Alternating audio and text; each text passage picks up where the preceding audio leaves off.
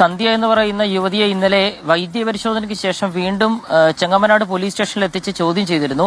എസ്.പിയുടെ ഉൾപ്പെടെ നേതൃത്വത്തിലാണ് ആ ചോദ്യം ചെയ്യൽ നടന്നത്. ഈ ചോദ്യം ചെയ്യലിന്റെ സമയത്താണ് ഇവർ കൊലപാതകത്തിന്റെ കാരണം എന്ന് സംശയിക്കുന്ന ചില കാര്യങ്ങൾ പോലീസുമായി പങ്കുവച്ചത്. ഇപ്പോഴും പൂർണ്ണമായി പോലീസിനോട് കാര്യങ്ങൾ തുറന്നു പറയാൻ അവർ തയ്യാറായിട്ടില്ല. ഭർത്താവ് സുഭാഷിന്റെ വീട്, അത് ആൺമക്കൾ കൂടുതലുള്ള ഒരു വീടാണ്. അവിടെയാണ് കല്യാണി ഒരു പെൺകുഞ്ഞായി ജനിക്കുന്നതും പിന്നീട് ആ വീട്ടുകാരുടെയൊക്കെ സ്നേഹം ഏറ്റുവാങ്ങി വളരുന്നതും. പക്ഷേ ഈ സ്നേഹം സ്വന്തം അമ്മയായ സന്ധ്യയ്ക്ക് ഒട്ടും സഹിക്കാൻ കഴിയുന്നില്ല. കുഞ്ഞിനെ മറ്റാരും സ്നേഹിക്കണ്ട എന്ന് പറഞ്ഞ സുഭാഷിന്റെ അമ്മയോട് സ്ഥിരമായി വഴക്കിടുന്നത് ഇവരുടെ പതിവായിരുന്നു. അങ്ങനെ കല്യാണി ഇല്ലാതായാൽ സുഭാഷിന്റെ കുടുംബം ഒന്നടങ്കം വിഷമിക്കും. അങ്ങനെ തനിക്ക് മാനസികമായ ഒരു വിജയം നേടാമെന്നുള്ളതാണ് സന്ധ്യ കുഞ്ഞിനെ ഇല്ലാതാക്കാനുള്ള ഒരു കാരണമായി പോലീസിനോട് സൂചിപ്പിച്ചിരിക്കുന്നത്.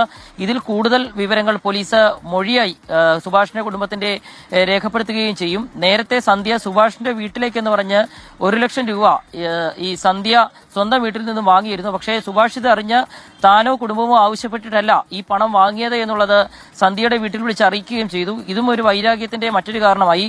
എന്തിനാണ് ഈ പണം വാങ്ങിയത് എന്നുള്ളത് ഇതുവരെ വ്യക്തമായിട്ടില്ല. എങ്ങനെ ചിലവഴിച്ചു എന്നുള്ളതും വ്യക്തമായിട്ടില്ല.